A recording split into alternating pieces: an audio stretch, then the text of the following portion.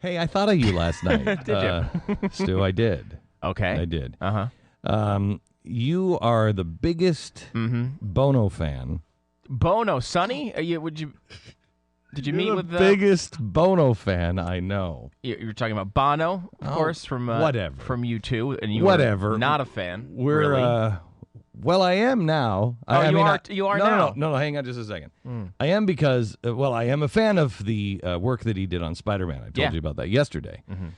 And he wrote the music for Spider-Man that is opening up, and it's unbelievable. And the lyrics are so great. Well, last night I took some friends to Spider-Man, and I get a text message. I see the producers beforehand. I walk in, and they're like, "Mr. Beck, we read your review, and thank you very much." And I said, "Oh, no, you guys deserve a better review than that." And they're getting panned here. And I'm telling you, Spider-Man is the eighth wonder of the world. And so I get a text message halfway through, and it says, would you like to see Bono after the show? This is unbelievable. And I just text back and went, yeah, that's the way I roll. But I have to tell you, I have to tell you about the experience, because you don't think of Glenn Beck and Bono hanging out for 30 minutes and chatting after the show, but we did, and I have to tell you about it. It's coming up next. So Bono and I are hanging out last I can't night. take this. This is agonizing. Did you give him some advice? You tell him his songs are a little whiny and pretentious. You know what I said to Bono last night? Yeah. I like to call him B. And you like to call him B. This is you're doing this to torture me, because you know I'm a huge U2 fan. You know I would. No, you're not a huge U2 fan. You're not. Yes, I am. I've been a huge U2 fan for you decades. You are obsessed. You are obsessed. I would not say that. Yes, you are. But I would say it would have been nice to maybe someone who actually has, I don't know, purchased something that they've produced By the way, to meet them. Bono and I spoke about that. Did you ever call him B Money? I did. I did not call him B Money. I said to B Money last night, I said, B, first of all, we're in the basement of a theater. It's at night. You don't need the sunglasses. It's me. Was he really wearing them? He was wearing them in the basement. He was wearing them in the basement. Night. Well, they were very light blue. Yeah. Well, the world must look really. I wanted to say, can I try those on, because everything must look really cool through those. But I did talk to him about that, and he said, out of all the fans in the world, they don't like you, Stu. Really? Yeah. I've never. How would they even be aware that I? He has his ways. Anyway, so last night I went to Spider-Man. I took some friends, and I was a little nervous because yesterday I gave it this great review, and now I have to go take some friends to it, and I'm thinking, gosh, I did build it up. Really, I did call it the eighth wonder of the world. And so I'm sitting there, and now I'm nervous because my friends are sitting there, and I'm like, I wonder if they're going to like this. And about the second or third song into it, my friend looks over to me, and he said, wow. And I said, oh, buckle up. It hasn't even begun yet. And halfway through, he looked at me and said, eighth wonder of the world. And when it finished, he got in the car and he said, Glenn, we grew up together. We've been friends since we were kids. He said, so I'm kind of used to you saying eighth wonder of the world, and me going, really? And maybe it's like the 40th wonder of the world. And he said, I was pretty used to it. He said, I think this is the first time I've ever said this to you. You didn't go far enough. Really? Oh, wow. It's unbelievable. Wow. And so anyway, so I'm sitting in the audience, and I'm just loving it. And I get a text message that says, I can't even take this. I can't even take the story is agonizing. I know. It gets much worse. It's the Albert Pujols syndrome. Yes, it is. Where the guy has no clue who Albert Pujols is. Here's the greatest baseball player on the planet. He doesn't even know his name. He couldn't tell you what team he's on. He couldn't tell you what he does. He's the one who gets the autograph. May I just say Pujols the reason back. why I don't tell you this? I mean, when I met R.J. Prestrito, I was like, R.J. Prestrito, I love you, man. And you guys were like, Who the hell is that? Yeah, I'm like, exactly. the roots of modern liberalism and Woodrow Wilson. This is the greatest man to ever walk the earth. So please.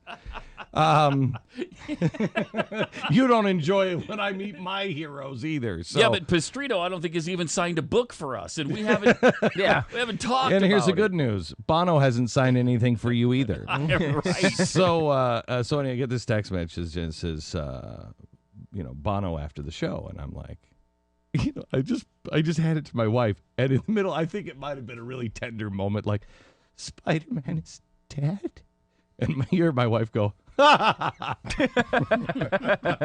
She just thought our show is, our life is a show. Our life is just like some weird movie where we're like, no, really, it's us, really. And so I passed it over to my friend, and he went, "You've got to be kidding me!" And I, of course, just said, "That's the way I roll."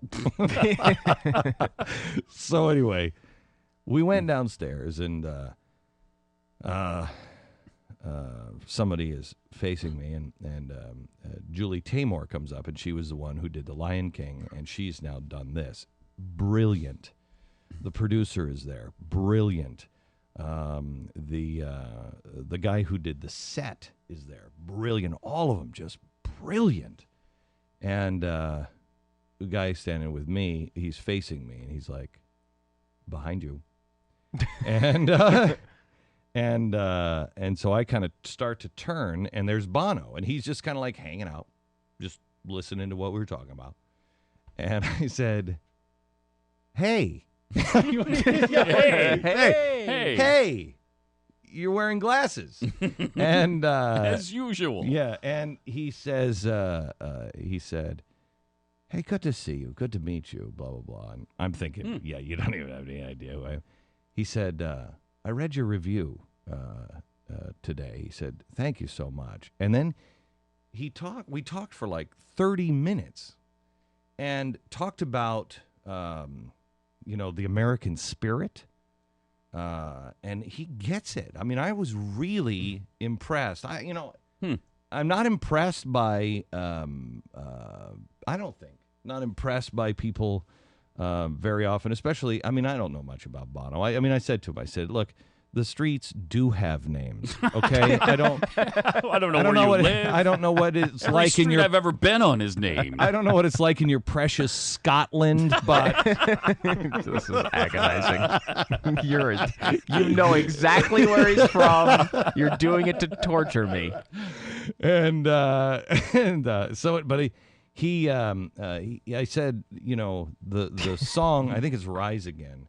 I said it is the song for today. It is the song. It's the point I've been trying to make, that you have a choice to make, and you can be the hero. You can do it. You just have to pick yourself up. Yeah, he's there would be tons that we would disagree with him politically. Oh, I know. The fourth E in E4, entrepreneurship, that guy understands. He understands it. The guy, he also seems to understand empowerment. Yeah, I think he does that too. He also understands empowerment. Well, and he seems to understand charity. He's out there. Yes, he does ask governments to give, and he does encourage them. But I think, he gives a lot of his own time. He does too, and energy. And I don't know if he's giving money. It's really interesting. He said when he first said about the deal, he said, "Look, some of us don't need to have good reviews." Then I was thinking to myself, I think I said in that review that I wasn't a fan of Bono or U2. That was an uncomfortable moment. And he said, "Some of us don't need to have good reviews." He said, "But there are people that have given up so much of their life and are the beginning, and, a good review means everything to them because they're at the beginning of their career." And he said, "I can't tell you how much that meant." He said, "We're getting hammered right now." And he said, They really are. Yeah. And after these 2 nights of your reviews and Robert's, I don't understand how it's getting hammered the way it is. Because here's what it is. I don't get it. And you know what, Stu? You know how everybody used to say to me, anybody who didn't work here, they used to say, no, don't show Glenn. No, it's unfinished. And you know how I can see unfinished work, and I can see it. Sure. I know where you're headed. And he said to me, we're 30 days away from having this show, even really to a place to where we wanted anybody to see it. He said West Side Story was in these kind of reviews for a year, but not on Broadway. And he said to get this kind of scrutiny is really not good. And he said, and we're 30 days away. And he said, we don't even have an ending yet. And typical me, I said, you're right. I looked at everybody, and here it is, Julie Taymor from The Lion King. Don't tell me you suggested your own ending. I did. Please tell me you didn't suggest your own ending. Please tell me it didn't happen. I did. I said, Bono, may I be so bold? You're such a... You know what? How With or Without You should have ended. Let me tell you. I said, B-Money, let me tell you something. I said, you have this great song, and it just ends, and quite honestly, the audience needs that release to be able to sing it again. You've got to have the big finish of that song. You got to bring it back. It's called a reprise. Oh, you're teaching him. Oh, I understand how it works. Yes. So, and did it sink in? Actually, you know what he said? You know what he said? Head? He put his hand on my shoulder, and he pointed to everybody, and he went, he has to come back Friday. And I said, I will be back Friday. Why? And he said, you have to come next Friday. That's exactly how we're ending it. Really? I said, that's just the way I roll. Just the way my wife did say when I got the car, she said, I can't believe you were making theatrical suggestions to them. I said, it's just how I roll. You should be there next Friday. See how they end the show. Oh, wait a minute. I'm online now at glennbeck.com, and they have posted the picture of you with Bono. This should not have happened to you. You don't deserve it. Cool things like that shouldn't happen to you. You should meet historians, not cool rock stars. Listen, I gave him a piece of advice.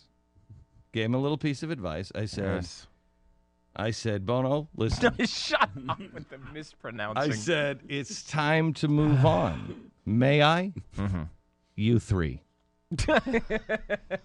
You three. Add another member of the group or whatever. You don't deserve it. But, you don't deserve whatever. You don't deserve the life you live. And drop how true that is. Our sponsor this half hour is Gold Line. I have to tell you. I have to tell you. It was so the whole time, Stu. The whole time I'm sitting there thinking, I don't deserve this. This is Stu's moment. I am living Stu's dream right now. I don't deserve that. And inside, I just kept feeling. You seem to be doing outwardly as well, Glenn, just so you know. Yes. I actually was laying in bed last night about 12:30 with my wife, and we were talking. I said, I can't wait to torture Stu with this tomorrow. Yeah, on the picture of glennbeck.com, Glenn backstage with Bono. Yeah. Stu backstage with Bono? Bono, Stu's hero? No. That doesn't seem to be on the site. No. Nope. Hey, wasn't it Bono who... sometimes I get my rock star do-gooders mixed up. Was it Bono who came out a few years ago, 2 or 3, 4 years ago, and said all those great things about George W. Bush having done more for Africa than anybody else in history? Or is that Geldof, Bob Geldof? I think Geldof definitely said something like that. Bono may have also said something to that. I know Bono had lunch with Bush. I have to tell you, Geldof did too. Look, Bono is clearly a liberal. I don't know what his politics are, but he's not in my camp. On some things, I think there's some things that he actually might be. I will tell you this. I've met a lot of celebrities. I've never understood the Bono is like he's meeting with Jesus this weekend. What? I mean, I've never understood it. I did after meeting him. Yeah, genuine.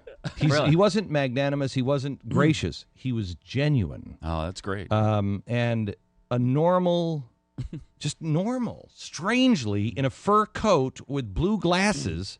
normal. And I don't think I've felt that way about Bublé. Yes, I feel that about. Say Michael Bublé is the same way. Michael Bublé is that way. He's just totally normal. He's like, look, this hasn't affected me, and maybe that's why Bono. That's one of the reasons why Bono is so big. Yeah, and he's been around forever and continues to innovate to this day. Yeah, and it's a great story. I would have liked to discuss it with him. I'll be honest with you. I would maybe like to. Well, you know have said what's a couple of weird those things is to him. the song "With or Without You." Yes, you were I with wrote- him, and you were without. Yeah, you were without. I was and without. That's funny because that's the wanted name of me the to- song, and I get it because I didn't have an experience that would have been cool. I And mean, you had Bono one, and- Bono works in mysterious ways. He hangs out with people who aren't fans, but people who are huge obsessive fans doesn't. Yeah, Not no, so- I- You know, but you know without what's them, weird fine. about that? What's weird about that when you say hanging out with huge in obsessive mysterious fans? ways. He sent a message because I told him about you, and he said, "Leave me and the band alone, or we're calling an attorney." And I don't know what that means exactly. It's a mysterious way, kind of. Yeah. But Seems to me you might know what it means. Seems to me you're just torturing me, and you're seeming to take a lot of pleasure in it. Spider-Man, absolute genius, start to finish. I'm telling you, if you're thinking about coming to New York, get a ticket now. It'll be sold out for at least a year once it opens. Mercury.